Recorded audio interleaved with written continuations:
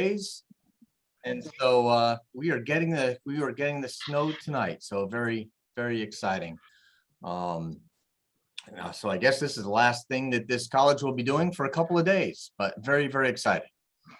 So let's get started. This is a presentation on diversity, equity in education, something near and dear to my heart. I want to set a couple of ground rules. First of all, if we could, if non-panelists could actually, if you're not muted, mute, and if panelists can unmute and show their screens, that would be great. I'm going to start off by reading some kind of working rules for engagement and asking questions and so forth. To help minimize background noise and feedback, please remain muted unless speaking. Please place your questions in the chat. If you have questions, we will address them at the end of the presentation. Use your camera when addressing the presenter or when you are presenting. While on, if people are on camera, please minimize other work, electronics, eating, and respect all participants. It is acceptable to be uncomfortable at times. We acknowledge that racism, sexism, classism, heterosexism, and other forms of discrimination and oppression exist. Our primary commitment is to learn from each other in a respectful manner. We will listen to each other and not talk at each other. We will not demean, devalue, put down people for their experiences, lack of experience, or differences in interpretation of those experiences. We will trust that people are always doing the best they can, and we will respectfully challenge the idea, not the person. So let me start by introducing the topic and our panel. Education has a deep history of being used to evaluate and ensure the power of the wealthy and maintain the working class status of the poor.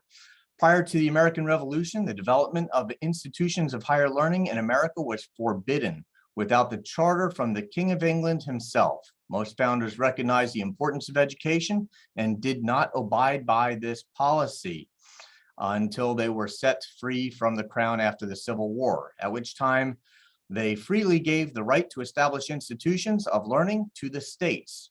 While early America would begin establishing institutions of learning throughout the land, the practice of limiting access to this education to those with wealth and power was alive and well, and we can make the argument that it still is. The participants on this panel are the foremost leaders and ensure that education is used as the great equalizer in America and beyond. I am honored and humbled to introduce you to, in no particular order, Alex Anzalone, who is currently campus president for Monroe County at Indian River State College, recipient of Hillsborough Community College's 2020 Champions of Diversity Exemplary Administrator Award and Florida Advanced Technical Education Center's Manufacturing Post-Secondary Education of the Year Award in 2013. And many people do not know that he is also an opera singer, and a phenomenal one at that.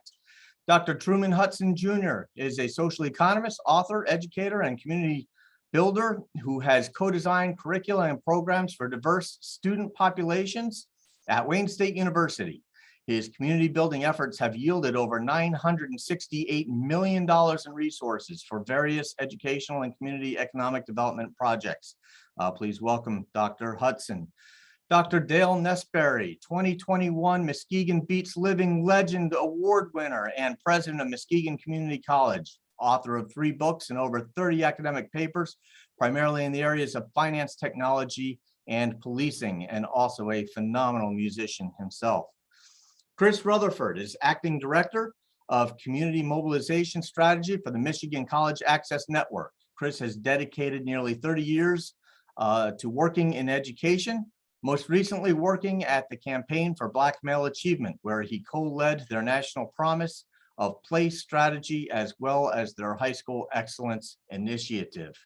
And last but not least, an economist by training, Dr. Kojo Korte, president of Monroe County Community College, a published author on topics of international and economic development.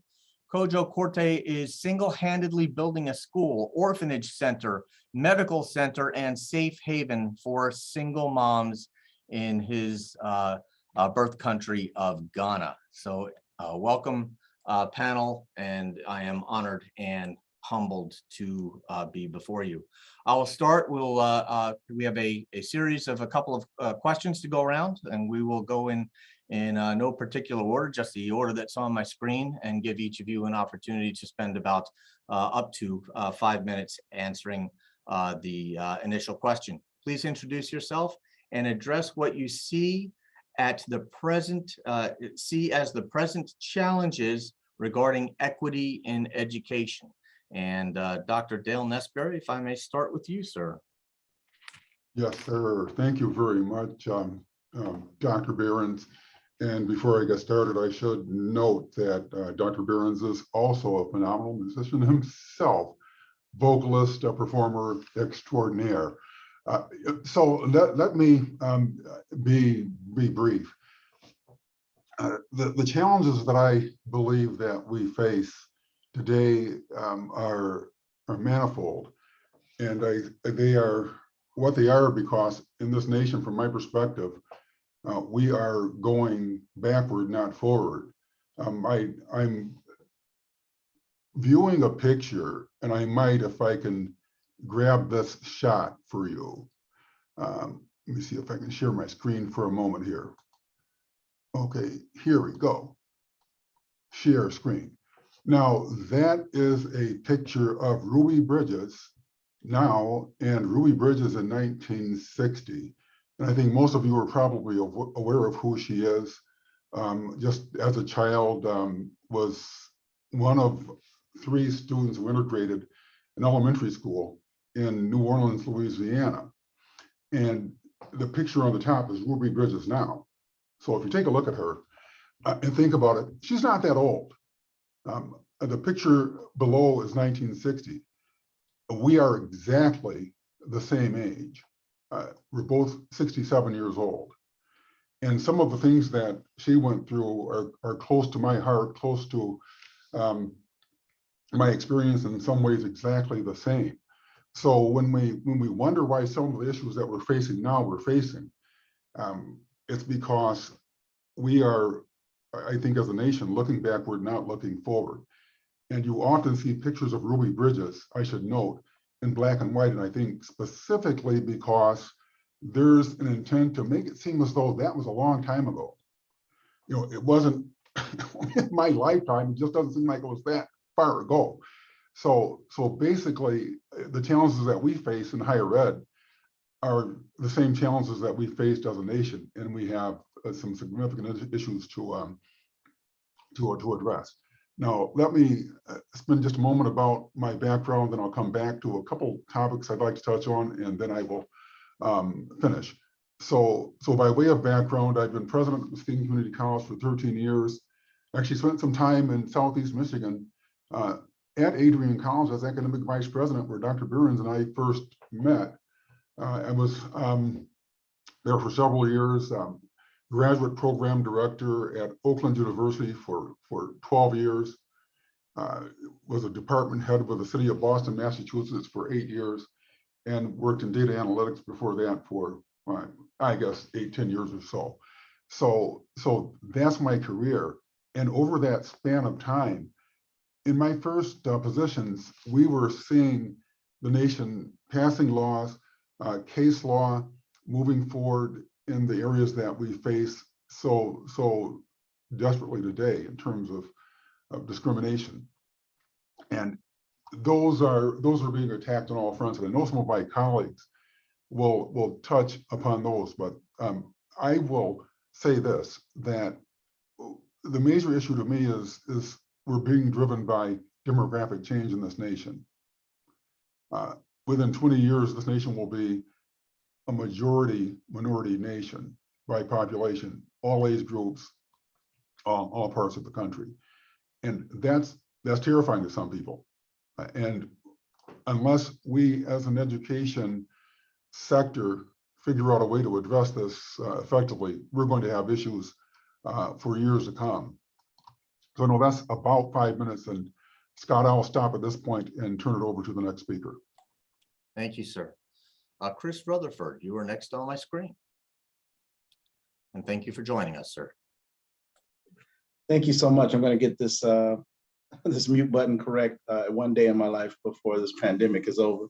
Thank you all so much for joining us today. I just concur with what Dr. Nesbari has said. One of the things that we do always have to keep in mind is that the systems of education in this country weren't built for anyone else than white men. And we still live in that present day system now. The system wasn't built to definitely include people who were placed in slavery. It definitely wasn't designed to include Latino communities that immigrated later. It definitely wasn't designed to include Native people. It wasn't designed to include women. And quite honestly, it wasn't designed to include poor people, right? We know that at the beginning, in the foundation places of this country, the systems were designed for the elite, right? And so we can find evidence that even Southern white plantation owners had no intention on designing a school system that would educate former slaves, or poor whites. And so we still wrestle with that system today, and that this systems that we have in place are largely designed to support the education and advancement of white men. And what we've been doing in this country is fighting, gaining ground, losing ground, gaining ground, losing ground. And partly because of that is that the other problem that I see is that we don't have this populist will to reform or to transform education into a place where all can succeed. We have resources in this nation to invest in anything that we choose to invest in. We have resources to make anything a priority that we choose to prioritize. This pandemic has been a priority in this nation, and we haven't even talked about what it costs to solve the problems of this pandemic. You've never heard a price tag for all of these COVID tests, for all of these shots that we're getting. We're just now hearing that they're being covered by insurance, but the will was there to do something that had to be done, and it had to be done immediately. And I think that same level of will, that same level of investment has to go into our educational systems for us to meet the needs of the 21st century. We've also seen an erosion of what I like to call, some might call anti-intellectualism in this nation. We've seen the erosion of the appreciation of education as a professional field. Those of us remember a time when they said, we're going to get military generals to run our schools. We're going to get bank presidents to run our schools. Anybody can be a counselor. Now they're saying bus drivers can go in and teach classes. And so what that alludes to is an erosion of the importance of education within our nation.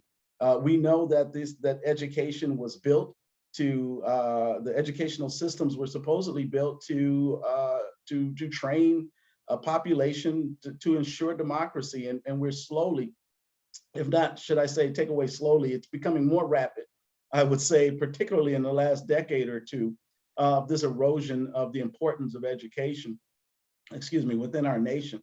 And I think that is one of the greatest challenges. How do we get that popular will that education is of value? And I'm not just talking about K-12 education, but definitely higher ed education, and that it's not only the way to a way to a better lifestyle, but it's also the way for this country to survive, for this nation to survive. And so we have to begin to talk about how we develop the will to reinvest in education, right? To reinvest in our counselors, to reinvest in our teachers, to reinvest in our teaching programs at our universities, to look at how we support students as they go through these tracks. We definitely need to make sure that we are investing in those spaces and in those places in a way that makes education equitable for all. We know that there's a lot of work being done at Monroe Community College, but we know that this work is not going to be easy, and it's not going to be quick. But one of the things that we do know at MCAN is that there is a process for doing it, and that we just have to have the courage and the will to take on that process and to work through it.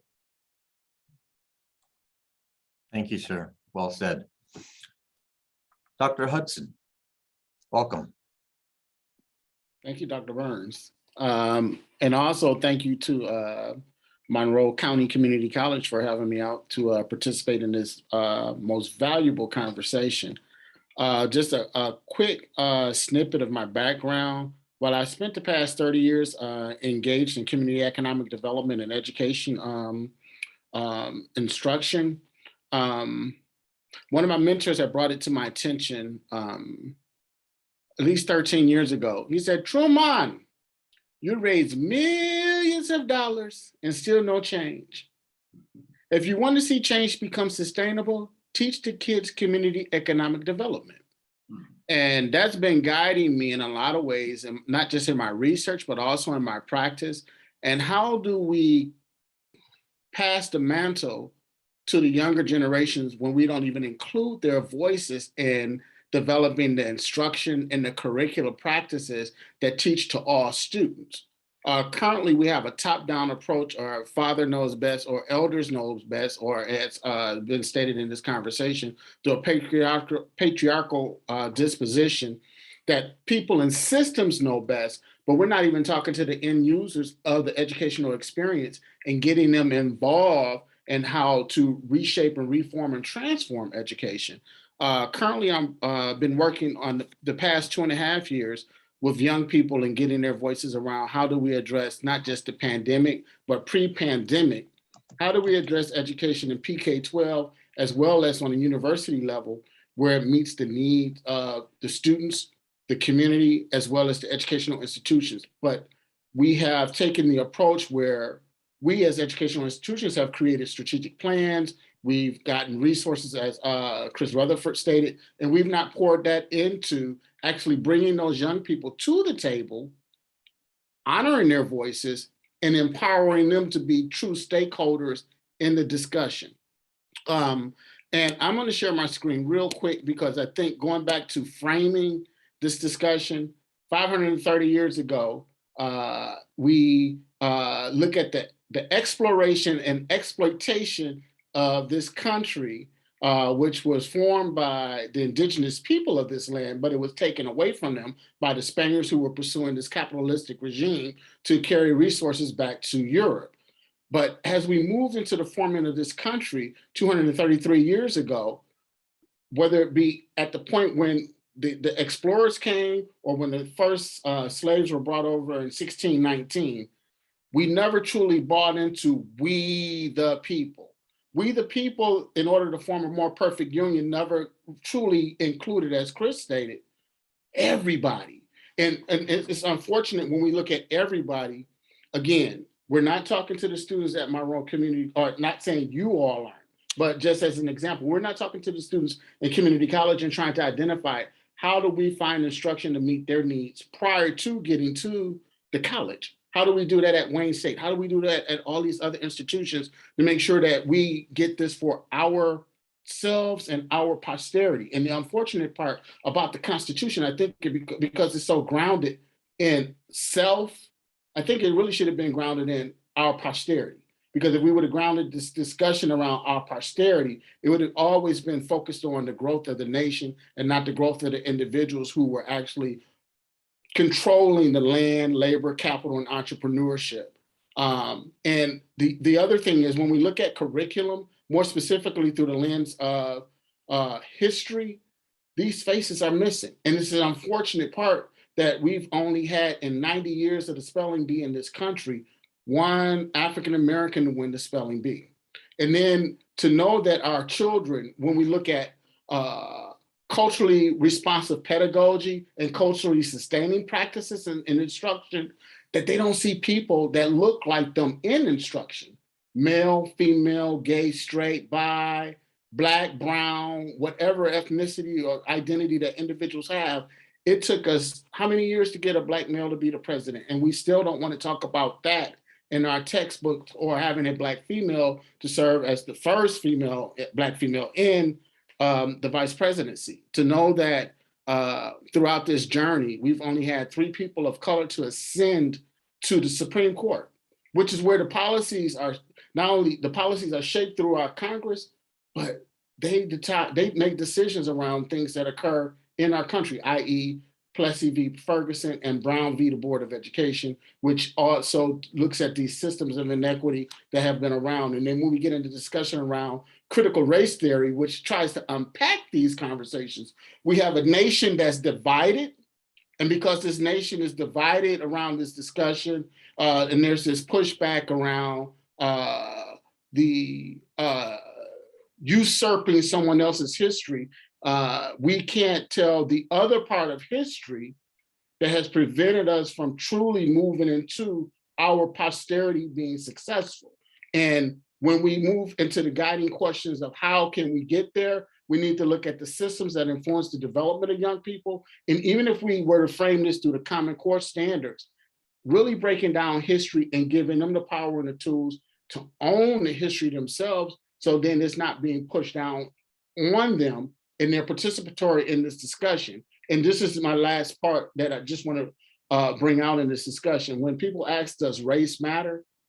Looking at this graphic, 246 years of people of color, people who were indigenous, Black, brown, as well as those who were poor white males, because this country was built, as Chris stated, for land-owning white males. So this here system never was truly set up in this country for everyone to advance, which also was indicative in how we created our educational instruction and our educational institutions. And when we move into this space where the Emancipation Proclamation was passed, and we moved from 1865 to 1877, when African Americans actually were able to fully somewhat participate in society, this was all shut down by segregational laws that we're still dealing with today. So we have school systems that are still at this space where we are operating in separate but unequal schools, whether it be community college, universities, and public universities throughout our state of Michigan and throughout the country,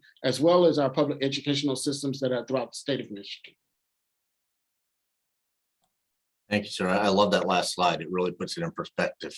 It gives a different perspective to our history. Alex Anzalone. Thank you, Scott. I want to thank Scott and Monroe County Community College for making me part of this amazing panel of colleagues. A little bit about myself. I'm a chemical engineer by training. All my degrees are in chemical engineering. And as any problem I have ever faced, I see it as an engineering problem, right?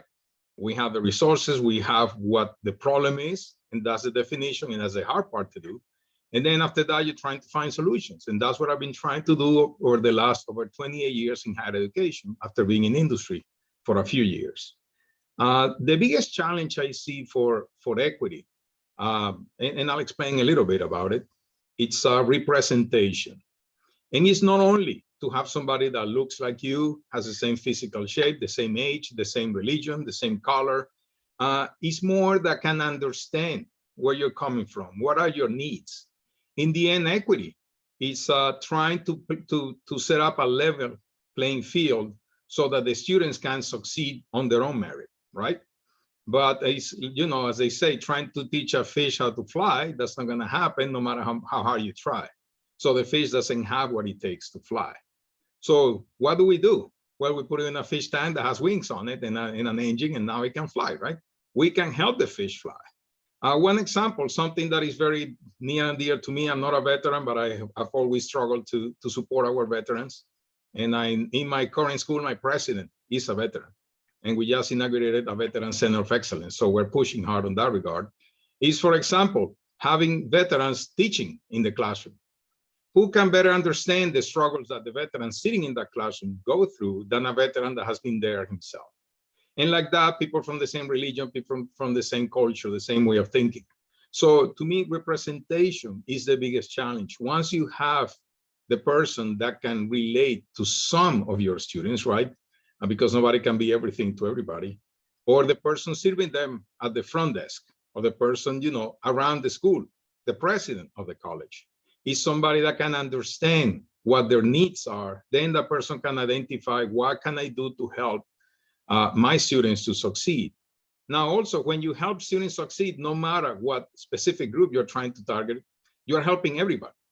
So whatever you put in place, you have to make sure that helps all students, depending on their level of need. So that is, I would say, the biggest challenge. And a little bit on that is also bringing education to where the students are. I have been in places that is very easy for people to say, okay, they can go to the other campus and take the class. Well, that other campus is 30 miles away. And if you don't have a car, there is no way to get there. So what happens? You cannot take the class that semester. And that is something I've struggled many times with my colleagues. Of course, you cannot offer everything in every campus because that's not possible many times, but you have to do your best trying to make that happen. And of course, now with technology, we can support that. Even if the student doesn't have access to the technology, they can come to the library, they can come to the local school and being able to do that. On that regard, in my current school at Indian River State College, we're opening a high school, a charter high school owned by the college that is going to be workforce oriented. This is in a community that is 95% minority. Okay. And the school doesn't, that city is very close to our town here. It's called a village, the village of Indiantown, doesn't have a high school. So those kids spend about an hour and a half, 2 hours a day on a school bus going to and from the school where they are taken here at the city, right? So we're opening a high school that is going to provide students high school and a credential. If they decide to pursue higher education, they can get their AA while they're there, but that's not the focus. The focus is going to be workforce. So you're going to get your high school and you're going to have the opportunity of getting a programming certificate or getting a carpenter certificate or getting a welding certificate, whatever they want to pursue. So that is, to me, bringing the educational opportunities to the community where they are. Those students want to stay in that community, want to contribute to that community, and it's our goal to make that happen. Thank you, sir. And your perspective to me is just amazing, what you have done for you and your family, and the transition that you have made. We can talk more.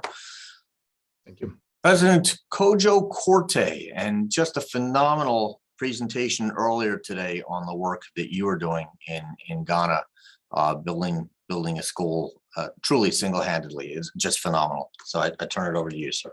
Well, thank you, Scott, and thank you for this opportunity. And I'm honored to be on a panel with these esteemed individuals here. I think I'm only on here because I am Scott's president, and there are and there are experts on here who can, of course, speak better than I. So, but simply put, one of my favorite quotes is from Nelson Mandela, and he says, "Education is the most powerful weapon which you can use to change the world." It's one of my favorite quotes. But when you think about it, what is the purpose of education? What is the purpose of education? The purpose of education is so you can get meaningful work, right? And so I'm going to couch most of my remarks in terms of economics. And when I say economics, I'm talking about the simple definition of economics as how we distribute scarce resources among competing ends, right? And because resources are finite, most of our challenges, if not all of them, are economic in nature. The American dream, that's an economic issue. Dr. King's dream was all about economics also. And when I say economics, I'm not simply talking about money. And money itself, you know, we've heard the expression that money is the root of all evil. Not true. It's what money can buy. It's access to the resources, not the money itself. Money in itself has no purpose. I mean, what can money do for you? It's what money can access. And you think about some of the challenges that we have, and one of them is certainly access to resources. In the K-12 system, and as Dr. Hudson said, many of our schools. And so when you think about HBCUs, where I've served most of my career at historically Black colleges and universities, and the resources are sparse. There with the HBCUs, the distribution of resources there are a challenge. Teacher expectations of Black students, even some of the teachers who don't look like them, they have, there's this bias, implicit bias against many of the Black kids in our schools. There's lower expectations of these young children, discipline. And we have data to prove this, even here in Monroe, that even the way our young people are being disciplined, Black kids and brown kids are being disciplined in the school system, is way out of proportion with their population, or even with what they do. And there is specific data, and I'm not gonna share my screen, that we got from the EDGI group. That's a local group that shows this.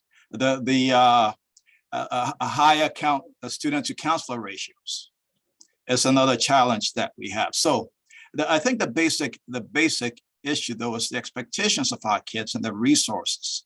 And again, as I said, the bottom line, why go to school? So you can get a job and make a meaningful contribution for yourself, to your family, and to your community. So I will end there. I'm not taking all the 5 minutes there, so I'll cede some time to my esteemed colleagues here. Thank you all. And we'll move on to our next questions. Just a reminder to everyone to please feel free to put questions in the chat, and we will get to those at the end of the presentation. Boy, I'm debating which question, because I knew we would get down to it. And let's go to this one. What do we need to do to remediate these challenges? And I loved the graph that you put up, Dr. Hudson. So let's start with you, if you would. What do we need to do to have an impact? And I think what your graph really shows is that we have a long ways to go, and that we've been needing this since the inception of our country. All right, so what do we do to remediate these challenges? And I turn it over to you, sir.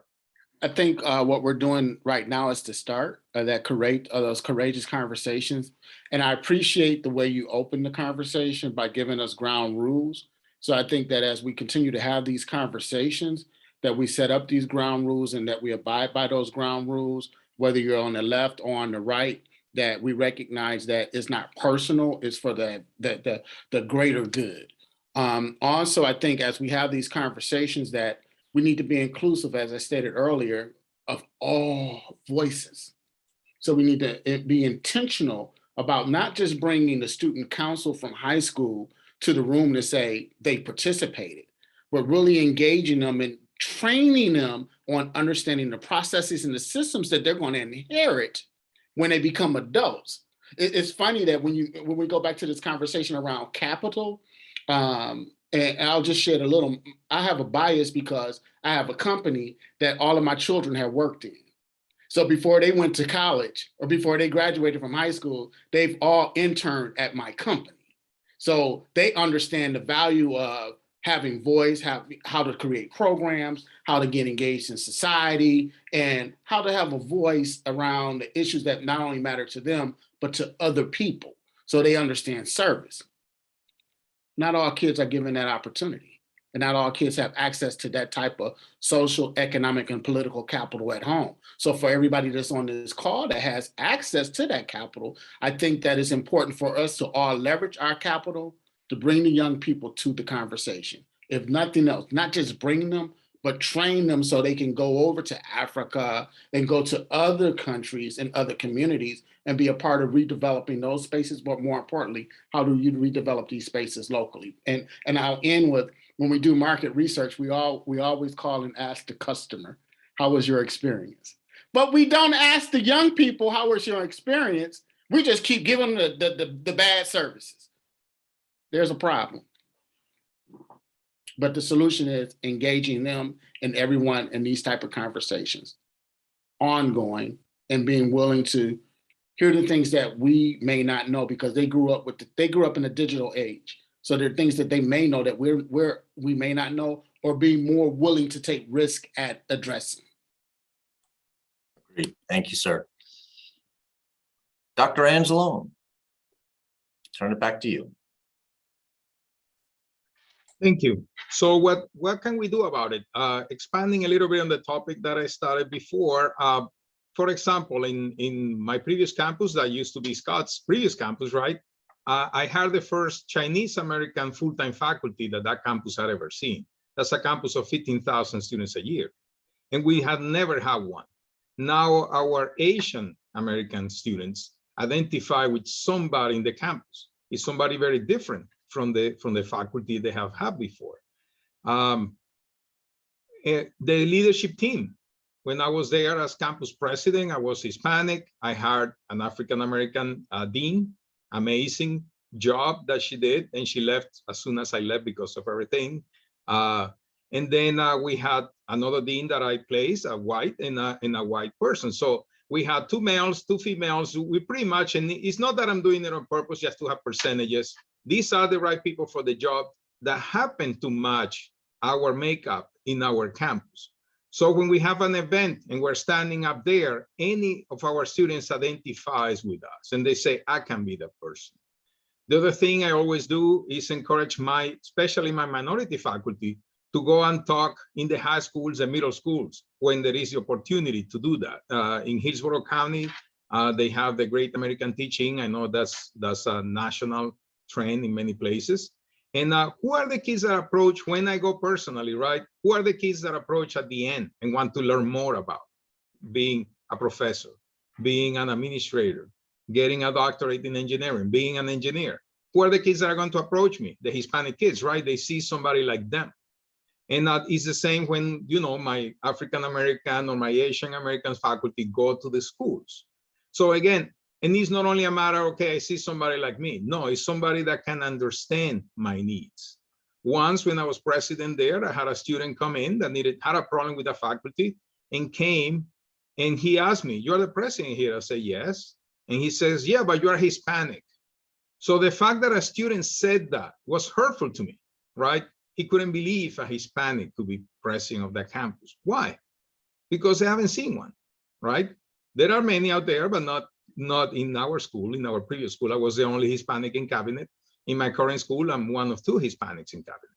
Very few representation, even though our school is more than 30% Hispanic students. So that is a problem. And again, it's not to have numbers, it's having the right people to do the job. But when you have the opportunity of hiring, I always do that.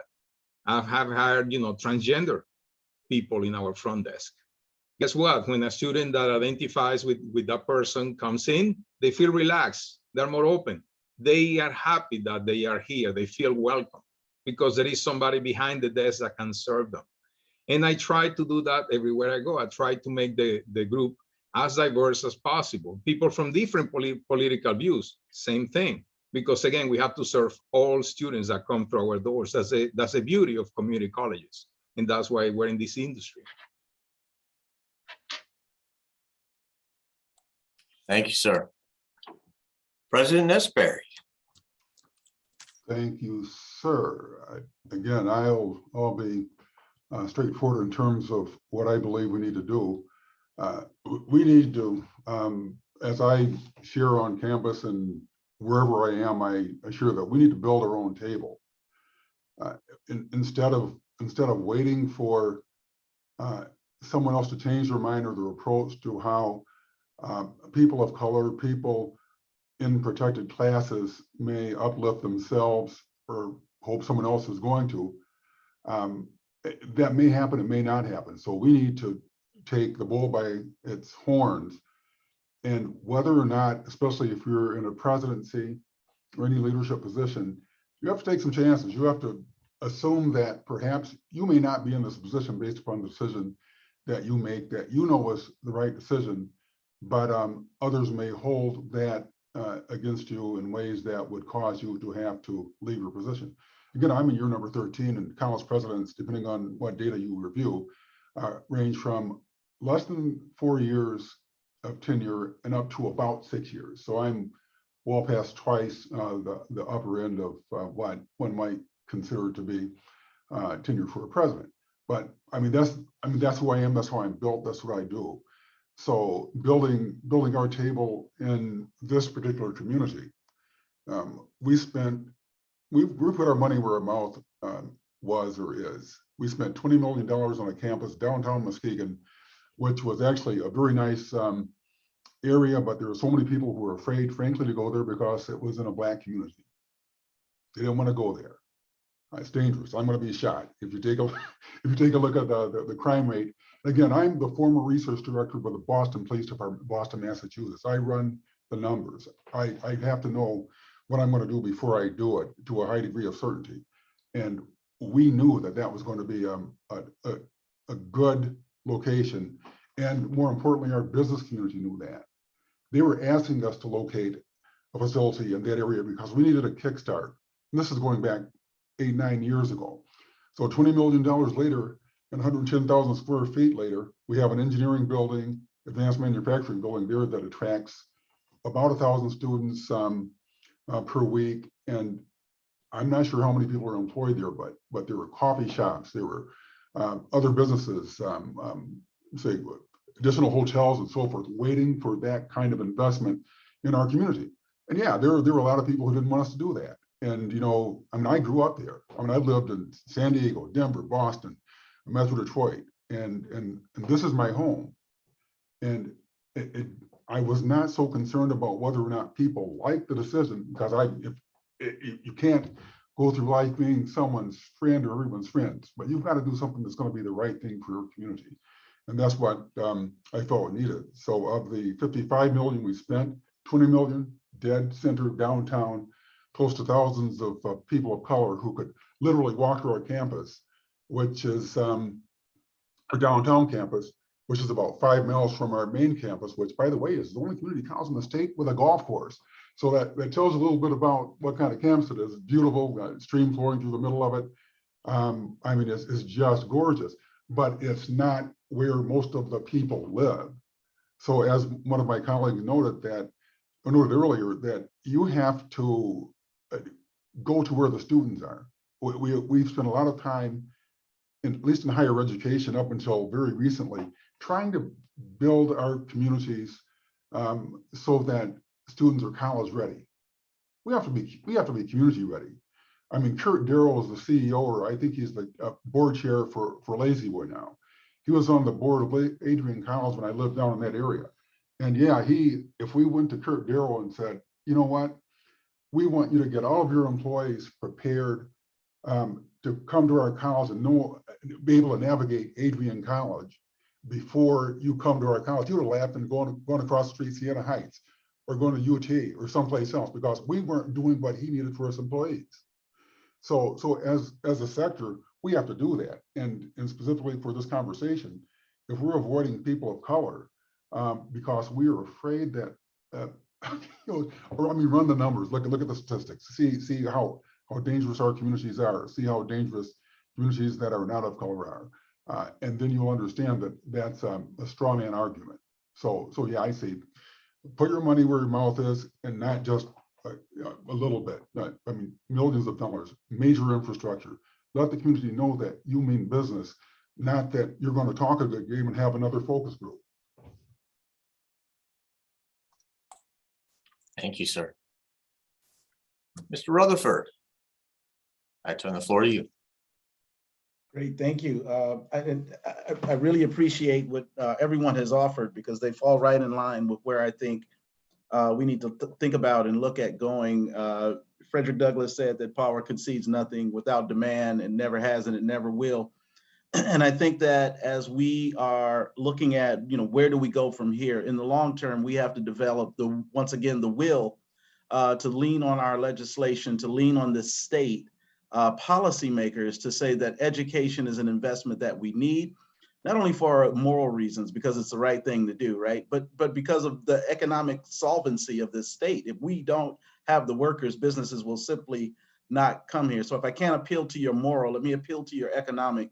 And without those businesses coming here, our children and our children's children won't have the same quality of life that many of us have been able to enjoy in this state. And so if you look at those imperatives, we have to demand from our legislators that this is a priority in this state. And in the short term, we have to look at on our college campuses, in our institutions, how we invest in our students. And I'm really pleased to hear some of the investments that you all have made on your college campuses. But how do we invest in our students, right? The traditional college student almost no longer exists. They do in many places, but not everywhere, and particularly in our community college campuses. And so how are we investing in them, right? We know that, yeah, they can, if we can get them there, and even if they can do the work, they have tremendous hurdles. And so what are we doing on the college side to say, well, these are your hurdles. What are we doing to alleviate those, right? I've heard of community colleges establishing pantries for students who come to school, who show up at our schools, homeless, or who show up food insecure, or who show up clothing insecure, right? How do we support those students to make them feel comfortable? We know about students that when we look at students, we always like to say, just as Dr. Nasberry was saying, we look at our data. The data will tell you everything you know. But we also can't address our students all in the same way. We have been using the popular term BIPOC. Some of us have used it, some of us don't like it. But one thing we know is that, we want to make sure that we're not looking at our diverse populations as one group, right? You can't do everything for Latino. You can't do the same thing, all the same things you do for Latino students that you do for African American students, that you might do for Native students, right? We have to be savvy enough in our engagement of our own students to say, what are the populations that I'm serving? What are the populations that need the most help? And how am I serving them? We can't lump all students who come from first generation or low economic backgrounds in the same context, right? We know that there are some first generation students that come from high wealth homes. We know that poverty in Grand Rapids and West Bloomfield looks different than poverty, on a different side of town in Detroit. Poverty looks different in different places. And so we have to be savvy enough in how we engage our students on the campus, as well as the resources to reach back into the community, as has been said, and prepare our communities so that they can send students to college, but then definitely looking at what happens to the student once they get there. We know that our students are facing some tremendous barriers just to even show up. I think Dr. Anzalone even talked about the distance that many of our students travel, particularly in our rural areas. And so what are we doing? And some of these problems can't be solved by the institution alone, right? But we need our institutions, and people in education are sometimes the least vocal when it comes to policy, but we have to become more vocal. In fact, it has to become an item for both our local races and our governor's races. Whenever I even look at policymakers and people who run for office, I look at a number of things, but first I look at what is their educational platform and how do they intend to achieve equity within their platform. And then when we look at institutions, and even as we help students prepare to go to college, we're developing even metrics here at MCAN where we look at what are the services and what are the things that those institutions provide to help an African-American student from Flint or Benton Harbor succeed, to help a Native student from rural America, or even a white student from rural America, or our young women, or our LGBTQ plus community. What are we doing? What are those resources that are on campus that can help that student succeed? We talked about making sure that our students see someone that looks like them when they get off the bus for a college tour, or even on their first day of campus, and that they have those encounters, that they have those people around them that can help and support them, and have our staff trained with an eye for how do we help guide our students. No longer is it just about meritocracy and just about our students. Well, are you smart enough? Are you tough enough? Yeah, they've overcome tremendous obstacles just to show up at your door. So we know they're tough, but how can we help them be successful in these institutions? Because it's imperative, both morally and economically. Well said. I once had a prospective student who sat in the parking lot till somebody noticed him for 2 days because he was too afraid to come through the front door to just enroll for classes. Yeah. And so it's not even enough to have the resources sometimes, but rather we need the way to find them, and find students who need them. Indeed. Dr. Corte. So the Michigan Civil Rights Commission did a study that I think it's ongoing, but they completed September of 2020. And they said simply that education is a civil right. It's a civil right, especially when you look at K-12. K-12, it's a civil right that everyone needs to have access to. Now we need to recognize also that there is institutional racism. We have to realize that it's systemic, and as we think about systemic racism, you look at the book by Ibram Kendi, Anti-Racist Baby. I don't know how many are familiar with that, but he says that racist policies are the problem, not the people. So we just as with CRT, we're not blaming people. We're blaming it's the system that's wrong, and it's not necessarily bad people, but bad people who make bad decisions, right? It's not the people, but the actions. And so as we think about this, especially K-12, before those students come to us, we need to work with the instructors or the teachers at the K-12 level so they can have some more self-reflection and do some more training with them. And we need to, as Dr. Hudson said, these conversations are important. And we're having a series of conversations monthly here in Monroe County. We need to have these conversations. We need to improve teacher diversity so they look, you have teachers who look like them and can identify with them. Sensitivity, cultural sensitivity training is critical.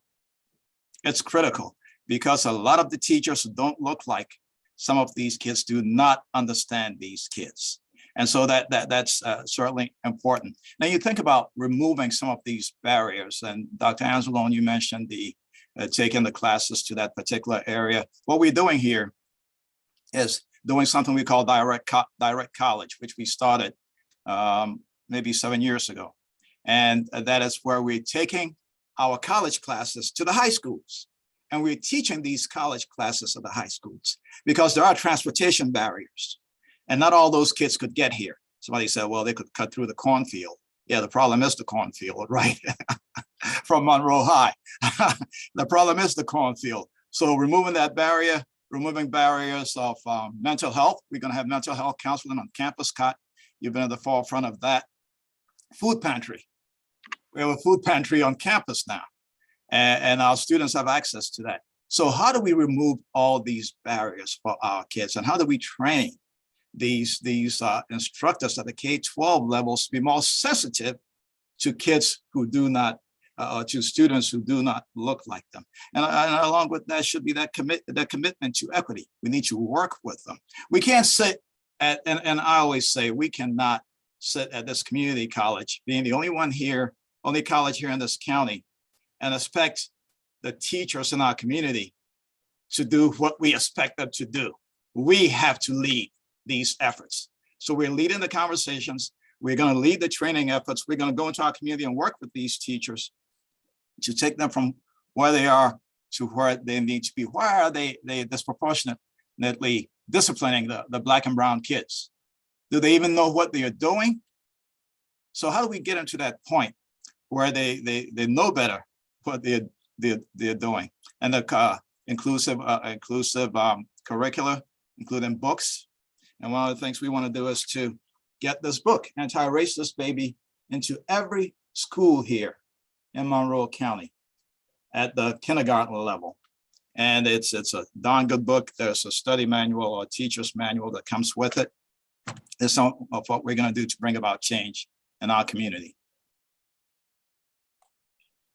Thank you, sir. We'll open the floor to questions, and I have to, if I may, call out Dr. Caldwell from Defiance, because she has a particular expertise in studying children's literature and books in elementary school. If you don't mind, can I put you on the spot and have a few words? And let's see, someone, there we go. Sure, Dr. Behrens. Hi, Dr. Nesberry. Nice to see you again, and all the panelists. Thanks, Dr. Behrens, for organizing this. This is a incredibly crucial conversation for us to have, and the role we play as educators, I think, has been very well said, and lots for us to take heart, that's for sure, in all of our positions of leadership. So when Scott and I were working in Southeast Michigan with Dale, we were involved with a local organization called Cambios. And that was a grassroots organization that worked to put books into schools as one of the ways to spread and encourage multicultural reading, as well as to push libraries to expand their offerings and readings to students. And the group was incredibly successful and donated to all of the elementary schools entire sets of books that numbered over 50. And they did so by organizing modest fundraisers. And the books were screened and selected by members of Combios, and that board was incredibly diverse and well-versed in reading and the requirements for reading and kind of the P5 environment. And so it was great. And unfortunately, as we know often with grassroots organizations, they sometimes can have their life cycle because of changes with, in this case, the board. Lots of folks retired and moved on, and they hadn't had anybody kind of coming up to keep it going, which was sad, but it was incredibly well received. It was really wonderful.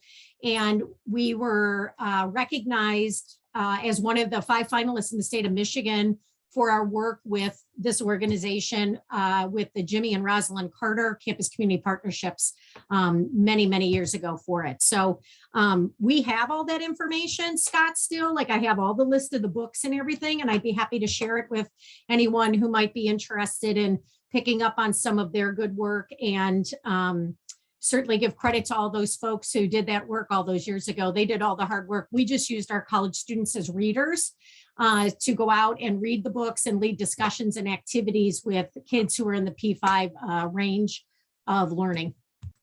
Excellent. Yeah, the results were phenomenal in terms of really impacting views about race and diversity. So, And that's where we're going here. That's where we have to go here in our county. And unlike you, Dr.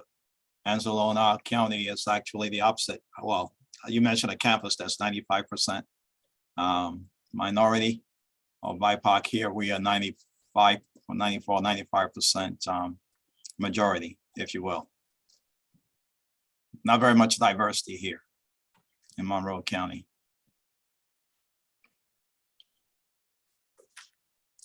well, we are at the end of our time. If someone has, if anyone has a question of our panel, I will gladly entertain that. But this has just been a absolutely phenomenal group. I am truly humbled and honored to know all of you and to be able to be a part of this conversation. And these conversations are genuinely needed. And I'm glad that Monroe County Community College has been leading these conversations since before I got here. And it's an incredibly strong program. So very exciting. All right. Penny has her hand up.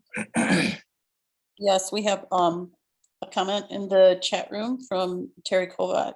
Oh, I'm sorry. I didn't see it yet. Good evening and thanks to all. I just wanted to ask that if anybody would like to talk, if you raise your hand either on the video or through Zoom, I will unmute you so that you can ask your question.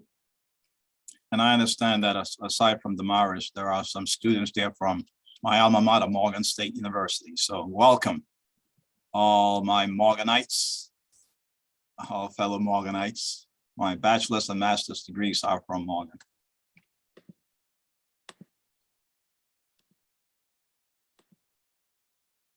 Any questions, comments? We do have a question from David Peck. How do legacy admissions impact equity? Is there anyone who'd like to take that?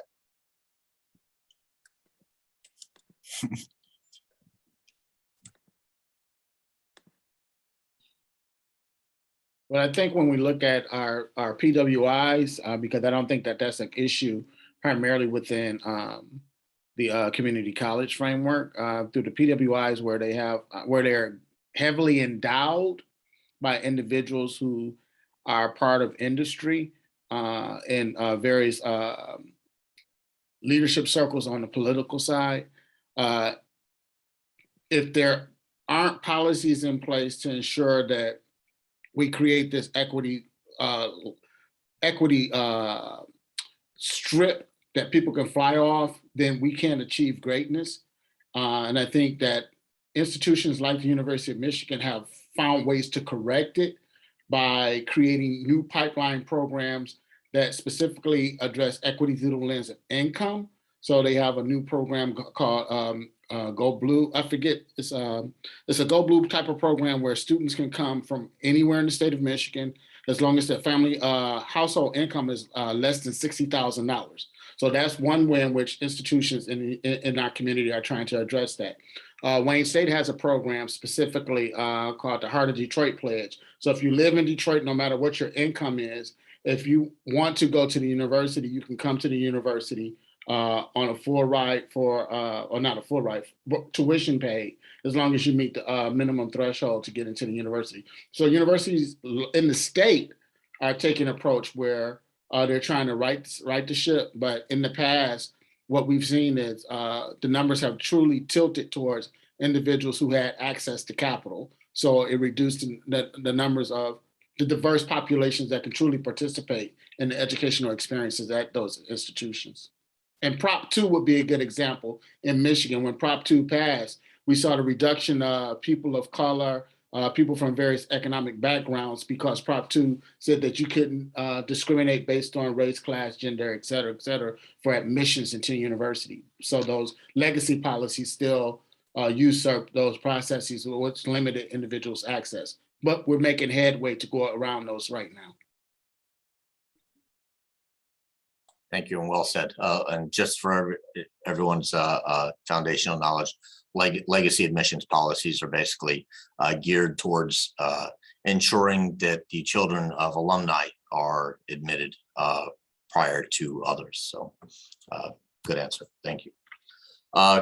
This question is for Chris Rutherford.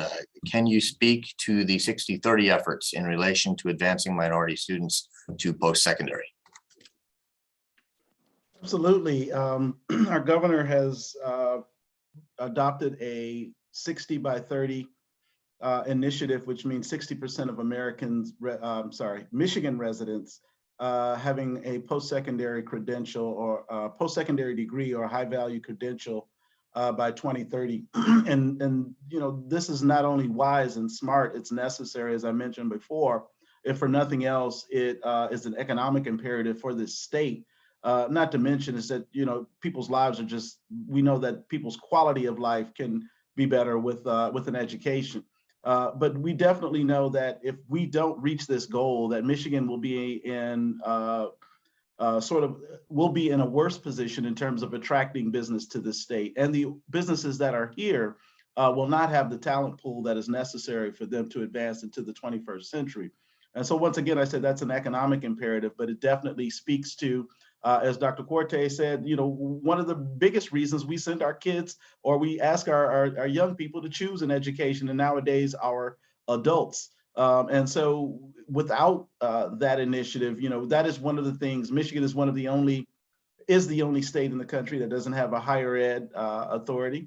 And so, you know, we are elevating this, and we have partners across the state that are elevating this initiative to really spread the word that, you know, post-secondary education is necessary. It's not if I feel like it, or it's not I'll think about it and maybe get back to it. Like really coming out of college, we're finding less and less opportunities for people who do not have any credentials beyond high school.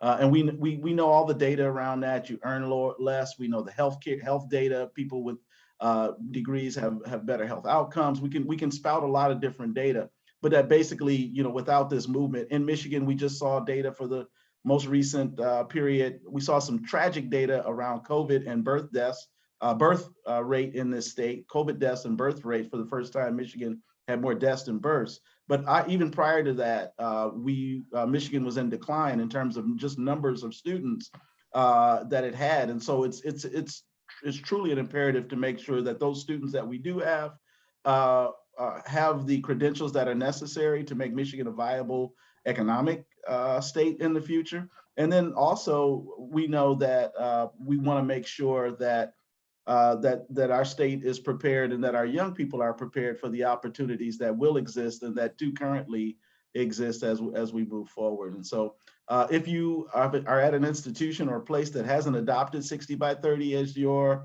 as your operating framework. We know that we are working hard with programs like Reconnect, Futures for Frontliners, to not only just engage those students coming out of high school, but to bring other people back into the academic realm because of the need for those high skilled workers. We've seen a number of announcements for battery plants and those other things that are coming to Michigan. They will continue to come as long as we can have an educated workforce. And to the point that we don't, they will find other places and it will diminish our standard of living, particularly in this state, but definitely as it speaks to this country as well.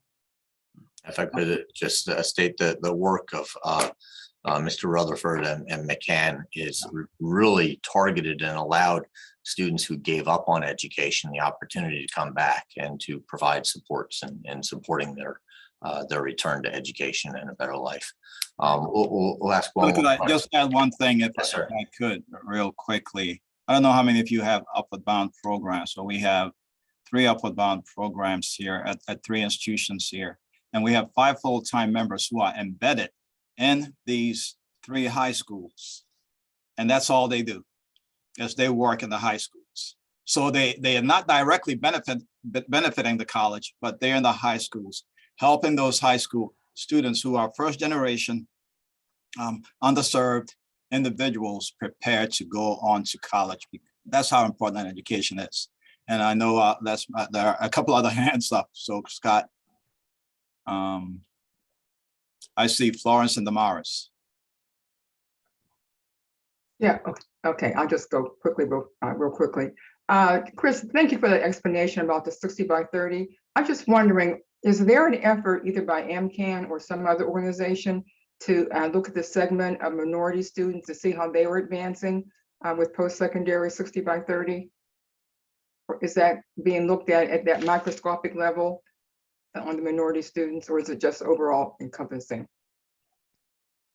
It is, the initiative itself is overall encompassing, but at MCAN, we have a specific focus and a specific mission to address the post-secondary achievement of students placed in low-income households, of our Black and Latino and Native students, as well as first-generation students are our specific target and focus of where we do our systems building work, as well as where we do, which is the work that I lead through our local college access network initiative. And then as well as our other 2 initiatives where we are particularly working with colleges across the state. First of all, we're working with colleges through our completion core, where we're placing community college graduates as well as college graduates to assist with specific populations and cohort, whoever that college identifies, to help them matriculate and to make sure that they either are focused in or working on a high value credential, or that they are looking at opportunities beyond the 2-year level. And then we also have our Advise Michigan program, in which we place in communities across the state in partnership with the University of Michigan, Michigan State University, and then our program, or the College Advising Corps, which is supported through AmeriCorps program. Well, we work particularly really in all communities, but we really identify those communities with the most need, be it one of those demographic areas that I mentioned. And we look at placing trained advisors in those schools for 2 years to help those students, either through a cohort or depending on the size of the school, to focus in specifically on those students that are having the most challenges, whether they be students of color, first generation, or from low income households.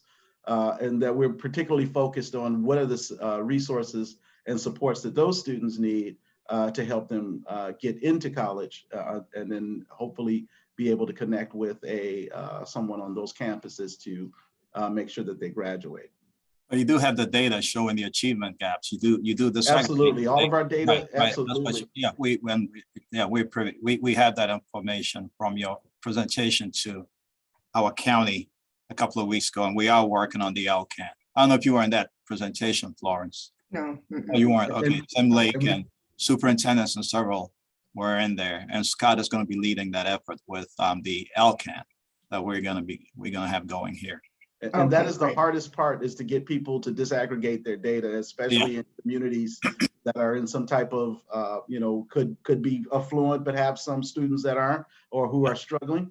it's good to say, oh, we're doing okay. There's only a few that's not, but we had Right. one grant where someone said, well, we only have 10% that are not doing well. Well, it turned out based on the numbers of that county, that was 1,000 students that fit into one of those demographic areas. So you can't just leave 1,000 students out there to flounder, right? So there you go. And Florence is a board member, is on the college board here, and Absolutely. she's an advocate for this aggregating data, which is extremely important if you want to see where the achievement gaps are and how do we bring the Black and browns up to par. Damaris has had his hand up for some time. Yep, let's finish with one more question from Damaris, and also a shout out and thank you to Dale Nussbury. You put a link in the chat. Fantastic data, Talent 2025. Take a look at that. Go ahead, Damaris. Absolutely. Damaris, unmute, please. Thank you so much. Can you hear me? Yes. Okay, thank you for this opportunity to attend this great event. Thank you for the mortgage students who are here. I would like for them to ask some questions if they have any after I'm done. Is it common for rural college students to have challenges utilizing technology in their homes? I believe that colleges and universities should offer specialized technical supports, whether it's in their homes or 24/7 remote assistance. Anyone care to take that? And that's a good question. I know, Damaris, you see that firsthand with students who are, especially our Reconnect students coming back and don't have the resources, so forth, to navigate that or the experience. I could dive in and answer to a certain extent. Part of the federal HERF fund, stimulus funds that came to all colleges essentially, was used in our case and by many colleges to help support students who required technology of whatever kind. And we bought base stations, phones, laptops, anything that a student needed to connect to the internet, what they needed, where they needed it. And we had, a couple hundred students took advantage of that on our campus. And there's good literature out there on that topic as well that was being developed. I mean, like looking around the corner here, about 20 years ago, when this first became an issue, I published an article entitled Public Wireless Internet, and it focused on not just the United States, but countries around the world. What were they doing at that time? We progressed dramatically, but it's funny, I thought that in the US we'd have Wi-Fi everywhere and satellite service everywhere. And so we're having that great question that Damaris just asked. It's still an issue here. So I can speak from sort of a drill down perspective and a little bit broader perspective that it's still an issue. There's a ton that we need to be doing on this issue, and it's not a say $5 million, $10 million fix. It's a billions of dollars issue in this country. And again, until we get serious about this and begin spending some of that $6 trillion federal budget on issues like that, we're going to have this conversation years to come. Penny, I'll turn it over to you. And with that, I will close. I cannot thank this team enough for coming forth and having this conversation. To you, Penny. Dr. Behrens, we have one more comment in the chat room from S. Dobbins that asks, with the present labor shortage, is anyone looking at redeeming people who have nonviolent felonies and to becoming contributing members of the community by removing barriers to them obtaining an education? Yes. So we just had an NAACP meeting, executive meeting on Sunday, and there's a meeting going on right now, NAACP here in Monroe. And we talked about doing an expungement workshop and off fair. So second chance, individuals who get a second chance to come into our community. So we are going to be doing that here in Monroe County, working with various organizations. Yes. I don't know what others are doing, but we will be doing that here. And just real quickly at MCAN, we just, our board just appointed a new board member whose primary work is in that area from the University of Michigan, Dearborn, Dr. Aaron Kinzel, who's faculty in criminology and criminal justice. But his work is how do we make sure that we include formerly incarcerated citizens in this conversation and to make sure that they have access to the resources. So it's definitely on our radar. And community colleges are fighting for second chance Pell also, so they can have access. Those who are incarcerated can have access to financial aid Pell Grants. And we're doing some work also with the Salvation Army halfway houses, for lack of a better expression, also to just give people a second chance to be a part of this workforce with all the shortages that we have. Absolutely. Team, thank you. Thank you, Alex, Kojo, Chris. I think Truman needed to go to class to teach, and Dr. Nesberry, thank you, thank you, thank you. You're just amazing people. I am humbled to serve, and look forward to more great discussion in the future. Thank you all. Thank you all. Thank you. you. Thank you. Everybody, fantastic. We'll be in touch.